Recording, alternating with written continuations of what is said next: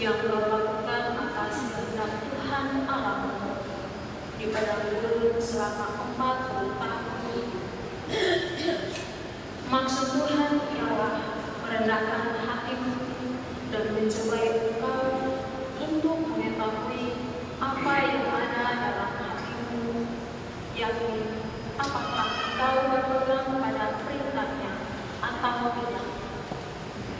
Jadi Tuhan merendahkan hatimu, membiarkan engkau lapar dan memberi engkau makan mana yang tidak kau kenal dan juga tidak dikenal oleh nenek moyangmu, untuk membuat engkau mengerti bahwa manusia hidup bukan dari diri saja, tetapi dari segala yang diucapkan Tuhan.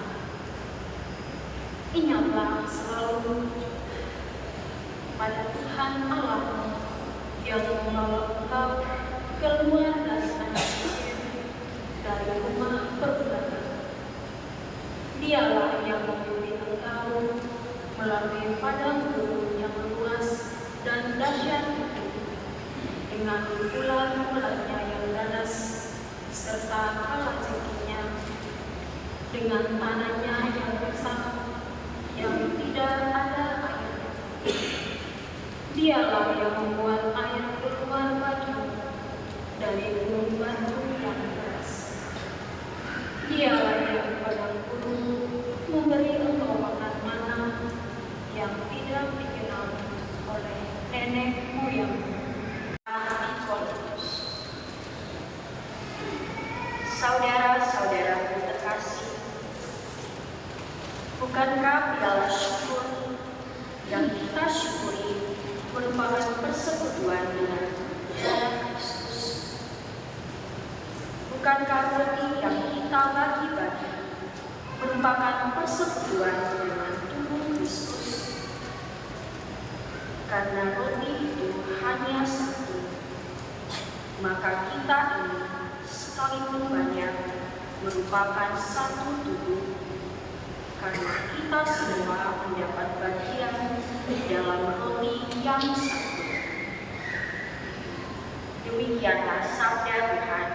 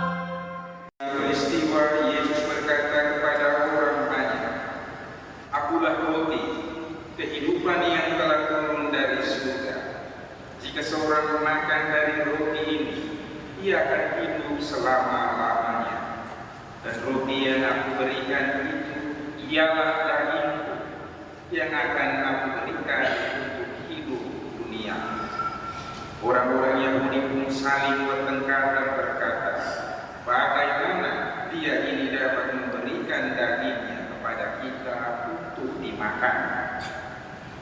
Karena itu kata Yesus kepada mereka, sesungguhnya aku berkata kepadamu, jika kamu tidak memakan daging Putra Manusia dan minum darahnya, kamu tidak mempunyai hidup di dalam dirimu. Siapa saja yang makan daging dan minum darahku, ia mempunyai hidup yang kekal, dan aku akan membangkitkan dia pada akhir zaman. Sebab dagingku benar-benar makanan, dan darahku benar-benar minuman. Siapa saja yang makan dagingku dan minum darahku, dia tinggal di dalam aku dan aku di dalam dia, sama seperti Bapa yang hidup mengutus aku dan aku hidup oleh Bapa. Demikian juga siapa saja yang memakan aku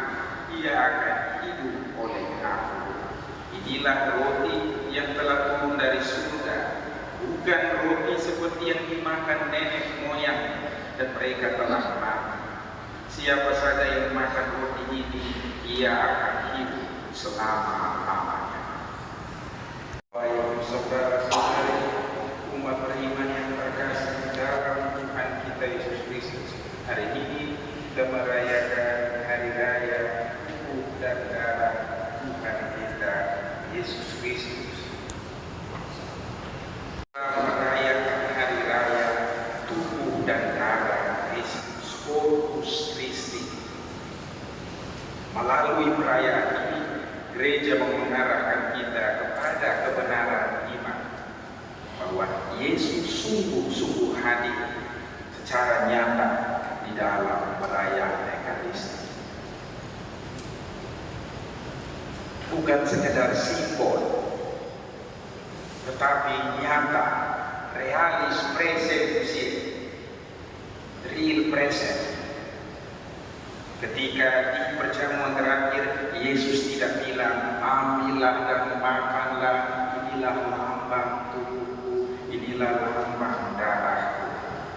Tetapi Tuhan bilang, terimalah dan makanlah, inilah tubuhku, inilah darahku. Atau dalam bacaan hari ini, roti benar-benar daging, pakai daging, Yunaninya sars, bukan soma. Soma itu tubuh, kalau sars itu daging.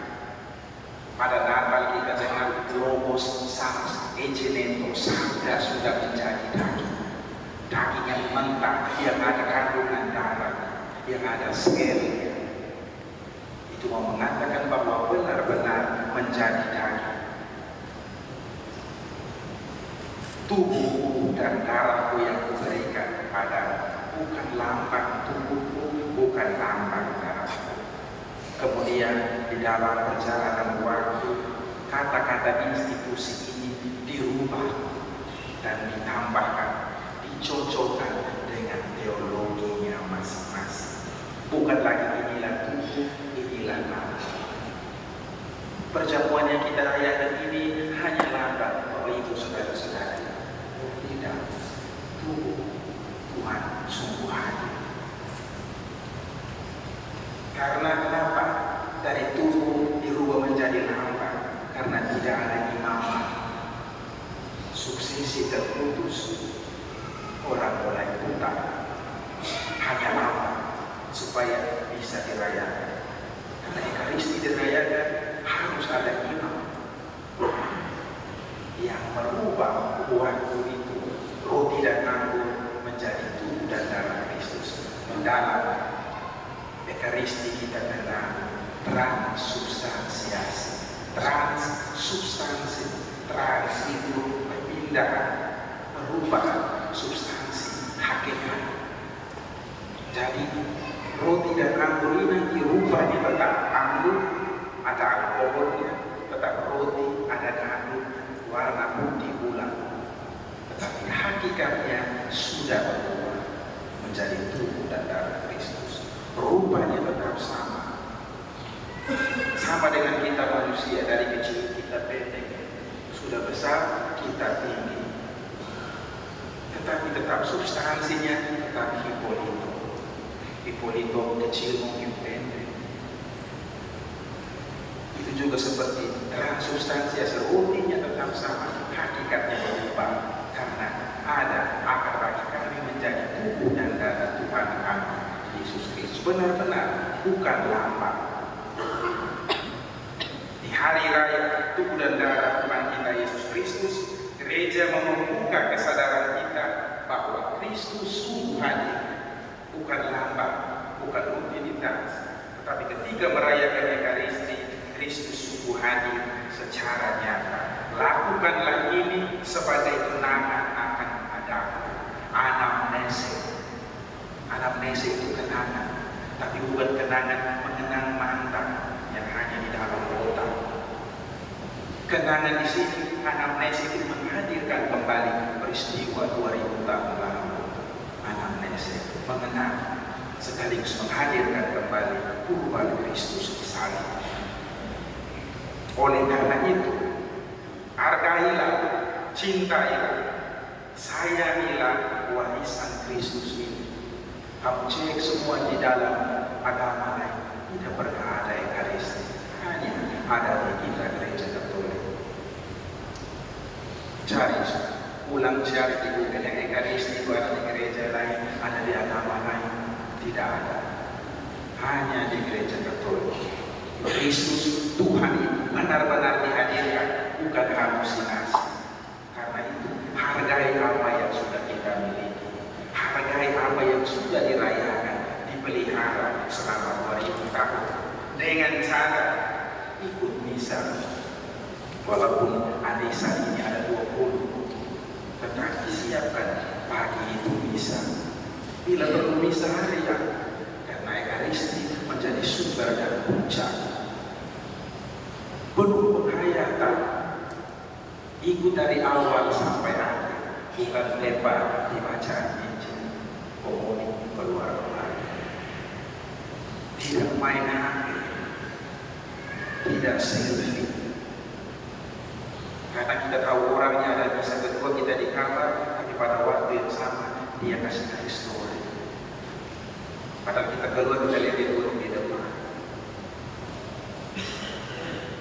Tahan diri, karena saat itu kita benar-benar bertemu dengan Kristus yang hadir. Yohanes Maria Vianney mengatakan, jika kita sungguh memahami misa kudus, kita akan mati karena sukacita. Itu satu yang sudah di surga Yohanes Maria Vianney, seorang imam yang saleh. Dia bilang kalau sungguh menghayati misteri Ekaristi, kita mati karena sukacita. Bisa bayangkan sendiri. Atau Padre Pio akan lebih mudah dunia hidup tanpa matahari daripada tanpa misa kudus. Padre Pio siapa tidak kenal? Orang kudus. Lebih mudah tanpa matahari daripada tanpa misa kudus. Atau orang kudus yang lainnya, Ekaristi sebagai surga yang tersembunyi di bumi. Jadi kita rayakan sebenarnya surga yang tersembunyi. Ke depan apa yang terjadi di surga? Mudah seperti itu. Tuhan sendiri mempersembahkan diri. Kita semua berdiri dan menyanyi terus memuji. Kudus, kudus, kudus. Itu tugasnya para kudus. Nanti lapor kudus ibadah yang datang dalam nama Tuhan.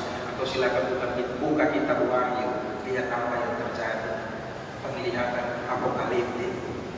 Orang melihat para kudus memuji dan menyembah anak domba Allah yang sudah terjadi di dunia dalam rupa Ekaristi. Kemudian dalam perayaan ini kita juga dibukakan pikiran kita bahwa Tuhan menyertai kita sampai hidup kekal. Bacaan pertama tadi, umat perjanjian lama diberi makan dengan mana, roti yang turun dari surga.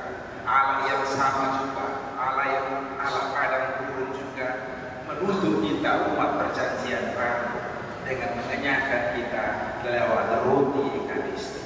Perjanjian lama, roti yang turun dari surga dari mana? Perjanjian baru sampai kita roti Ekaristi, tubuh dan darah Kristus. Kemudian di dalam tubuh dan darah Kristus itu ada dimensi persatuan. Bacaan kedua tadi, karena roti ini hanya satu, maka kita ini sekali banyak merupakan satu. Paulus ngomong di bacaan kedua, ambil dari piala yang satu dan sama. Ekaristi menyatukan kita, bukan memecah belah kita. Kita semua ambil dari piala dan cawan yang satu, walaupun kita ini banyak dan satu di dalam Kristus. Dan yang terakhir, melalui hari raya tubuh dan darah Kristus ini, Tuhan mengajak kita untuk bersedia berbagi. Roti satu dipecah-pecahkan, dibagi-bagikan. Hidup kita juga harus seperti roti Ekaristi, berani untuk memecahkan diri dan berani untuk dibagi-bagikan. Tidak boleh disimpan untuk sendiri. Kalau begitu tiap minggu kita ikut Ekaristi, no. Hidup kita harus sesuai dengan hidup Ekaristi. Roti yang satu dipecah memecahkan, dibagi-bagikan. Kita juga harus berani memecahkan waktu, perhatian, keuangan, semua yang kita punya dan dibagi-bagikan untuk kebaikan bersama.